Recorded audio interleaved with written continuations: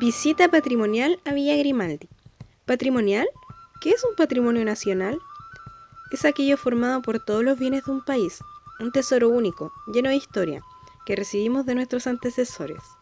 Este se divide en dos, natural y cultural. En esta categoría se encuentra Villa Grimaldi. Esta se refiere al legado cultural valioso que heredamos, como costumbres, tradiciones, etc.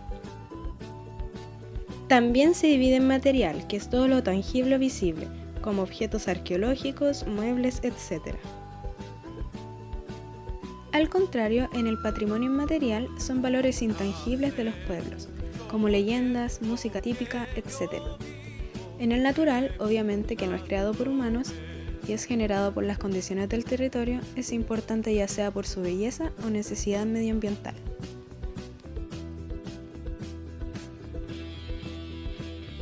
Hablemos del lugar. Antes de las torturas. La antigua casona, antes de ser conocida como Villa Grimaldi, fue construida entre el siglo XVI y el XVIII, un fondo destinado a actividades agrícolas y ganaderas. Su primer propietario fue don Bautista Pastene, luego pasó a manos de Juan Egaña. Por allí caminaron los criollos más influyentes en ideas independentistas, como por ejemplo Andrés Bello. Luego su dueño pasó a ser José Arrieta. Él reconstruye parte del actual Peñalolén a principios del siglo XX, pero luego en el 1940 se venden sitios y se reduce. Iván Altamirano, su nuevo dueño, la usaba de relajo. Luego de él fue propiedad de Emilio Vasallo, embajador de Chile en Italia durante el gobierno de Salvador Allende. Él le dio el nombre al lugar por parecer villa francesa. Creó un restaurante llamado Paraíso Villa Grimaldi, donde pasaron intelectuales y gente importante de la UP, Unidad Popular. Villa Grimaldi fue el centro de detención y tortura más importante de la DINA, conocido por sus agentes como Walter Terranova. Ya funcionaba en 1974 como sede de la Brigada de Inteligencia BIM. A principios del verano del 75, el lugar se convirtió en un centro de operaciones donde llevaban a los detenidos a los primeros interrogatorios, donde después los mandaban a partes donde había sitios y artefactos para su tortura.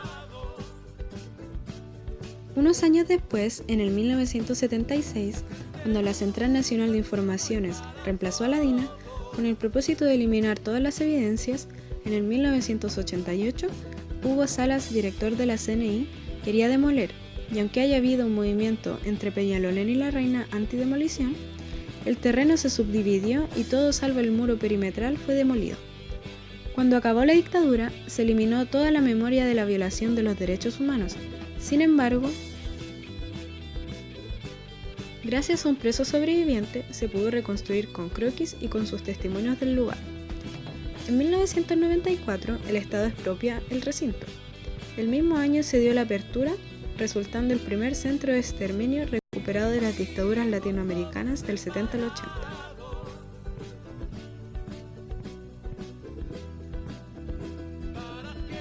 Esto fue un paso esencial para el proyecto Parque por la Paz. 2 años después se convierte en una corporación con ese mismo nombre. En 1997 se inaugura el parque a manos de los arquitectos Ana Torrealba, Luis Santibáñez y José Guajardo. En 2004 fue proclamado Monumento Histórico Nacional, o sea, Patrimonio. Esto fue en el gobierno de Ricardo Lagos.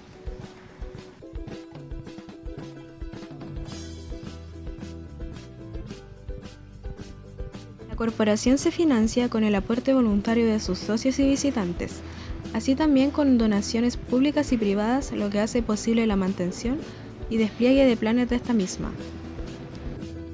Ahora veamos los diferentes tipos de torturas que se hacían.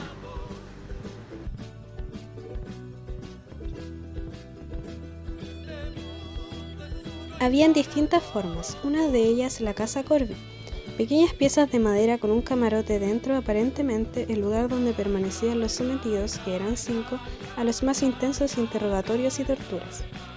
Las casas Chile eran construcciones de madera destinadas al aislamiento individual de los prisioneros.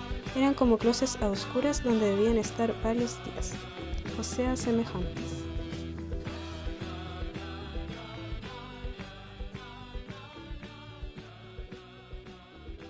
Otro método de amedrentamiento era la piscina, donde ahogaban a los prisioneros. También se aplicó en Villa Grimaldi el hundimiento de la cabeza de la persona en agua sucia, similar al submarino seco, donde les colocaban una bolsa plástica para que el aire no se colara hasta llegar a la asfixia. Otra forma más habitual era la parrilla, que consistía en un catre de metal donde el preso amarrado recibía descargas eléctricas, sobre todo en partes sensibles como labios y genitales.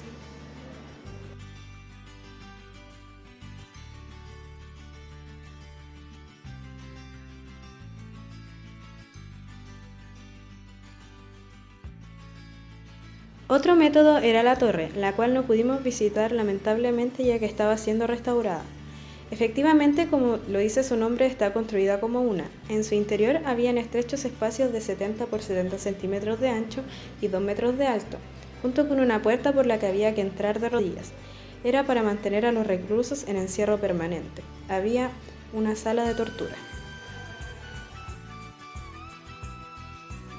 Otra forma eran los colgamientos. Las víctimas eran colgadas de una barra, ya sea por las muñecas o las rodillas. En ambos casos, el dolor producido por el peso del cuerpo, agregado al de golpes y mala salud, era inhumano.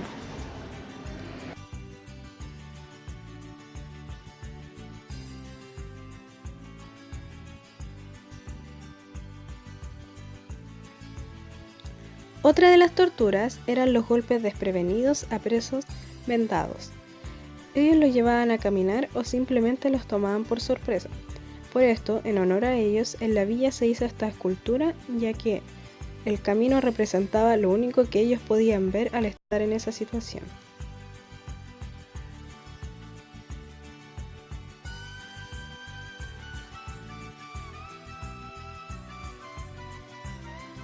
Teniendo de fondo el Parque de las Rosas, un jardín para rememorar a las mujeres torturadas, vamos a hablar de que Villa Grimaldi es un ejemplo internacional en el trabajo de la memoria, agregando prácticas novedosas para su difusión, enfatizando la vinculación del pasado con el presente, lo que permite a los receptores nuevos jóvenes a reflexionar críticamente las cosas horribles que pasaron no hace muchos años.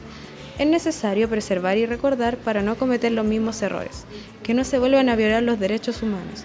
Esto reforzará nuestra identidad tanto chilena como latinoamericana, ya que no fuimos el único país con un dictador cruel. En cuanto al estado de conservación del patrimonio, Villa Grimaldi se mantiene de forma pulcra, exceptuando por los detalles de personas que van a visitarla, quienes dejan basura en algunos sitios como colillas de cigarros, confort, vasos, etc. Por parte de la administración del sitio se puede inferir que se preocupan de este lugar de una forma constante, ya que aunque había basura, esta era mínima. Habían varios espacios para los desechos, así como también el cuidado de los distintos recintos se encontraban en muy buen estado, haciendo ver que el lugar es bastante respetado por todos los visitantes y sus encargados.